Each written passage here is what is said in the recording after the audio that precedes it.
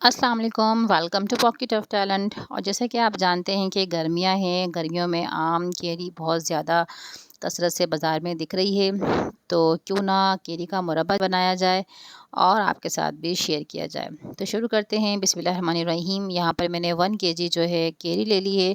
अच्छा, मैं आपको यहाँ रिकमेंड करूँगी कि आप जो केरी यूज़ करें वो कच्ची यूज़ कीजिएगा। अगर वो पकी हुई होगी तो जब हम उसको गलाते हैं तो वो ज़्यादा गल जाती है और उसकी अपनी जो शेप है वो ख़राब हो जाती है। तो अगर आप कच्ची केरी लेते हैं तो उसके लिए ये रेसिपी बहुत बेस्ट रहती है। तो सब इवनली जो है अच्छे से कुक होते हैं। तो ये हो गई छोटी सी टिप। आगे चलते हैं। सब सारी केरी को मैंने अच्छे से पील ऑफ कर लिया है और मैंने इनका साइज़ ना बहुत ज़्यादा मोटा रखा है, ना ही बहुत ज़्यादा पतला रखा है। मैंने इसको दरमियाना मॉडरेट रखा है।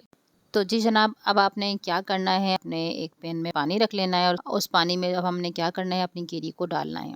आप इसी पानी में जो है केरी को बॉईल करेंगे और तकरीबन 80% हम इसको जो है इसी पानी में कुक कर लेंगे। आपको तकरीबन 20 से 25 मिनट लगेंगे।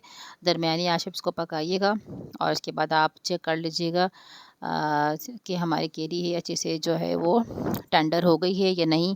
हम जो है बेसिकली जो है ये केरी का मुरब्बा बना रहे हैं, मीठा मुरब्बा। और ये मेरे हस्बैंड की फ़रमाइश पे बनाया जा रहा है। उन्हें ये मुरब्बा जो है बहुत पसंद है। तो ठीक है जनाब, तो आप इसको पका लीजिएगा। अब यहाँ पर आप देख रहे हैं कि हमारी केरी जो है 80% कुक हो गई है। तो यहाँ पर मैं अपना फ्लेम ऑफ़ करूँगी और इसके बाद मैं अपनी तमाम केरी जो है वो ड्रेन आउट कर लूँगी। पानी अलग कर लूँगी और तमाम जो केरी है उसको मैं अलग कर लूँगी। पैन में जो है मैंने तमाम केरी दोबारा से डाली है और 1 कप चीनी जो है मैं इसमें शामिल करूँगी अच्छे से। इसके बाद आपने पानी बिल्कुल भी शामिल नहीं करना। केरी इस चीनी के पानी में ही बनकर तैयार हो जाएगी। फ्लेम जो है दोबारा से दरमियानी आंच पे रखना है। आपने वेट करना है जब तक कि जो चीनी है वो पानी की शेप में नहीं आ जाती। हाफ़ टी स्पून में यहाँ पर सिनेमन पाउडर यूज़ कर रही हूँ। लेमन का अर्क है, ये 2 टेबल स्पून इसमें जाएगा। इसके बाद मैंने 4 अदद लौंगे हैं वो भी इसमें ऐड कर दी हैं।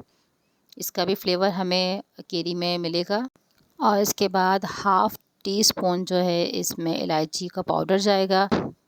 बहुत ही कम चीज़ें इसमें जाएंगी।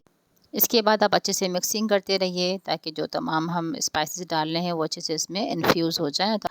और ये देखिए कितने अच्छे से हमारी केरियाँ हैं जो 20% रह गई थी वो इसमें पक रही हैं और चीनी के पानी में ही ये बनकर तैयार हो जाएंगी। और यहाँ पर आपने वेट करना है कि आपका जो चीनी है वो तकरीबन जबकि एक तार की ना हो जाए तब तक आपने इसको पकाना है।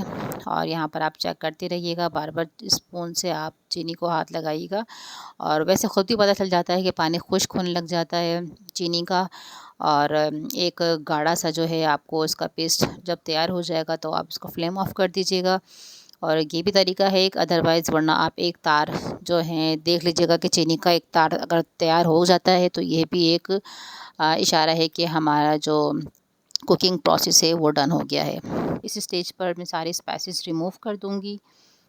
तो बस जनाब, यहाँ पर मैंने फ्लेम ऑफ़ कर दिया है और अब मैं इसको ठंडा होने का वेट करूँगी। और यहाँ मैंने 6 से 7 अदद बड़े बादाम थे, उनको मैंने कतर लिया था। तो यहाँ पर आप बादाम जो है ये भी ऑप्शनल है, अगर आपके पास हों तो आप ऐड कर सकते हैं, इससे बहुत अच्छा फ्लेवर आता है। और अगर आपके पास नहीं हो तो आप ये स्टेप स्किप कर सकते हैं। माशाल्लाह यहाँ पर हमारा मुरब्बा झटपट तरीके से बनकर तैयार हो गया है।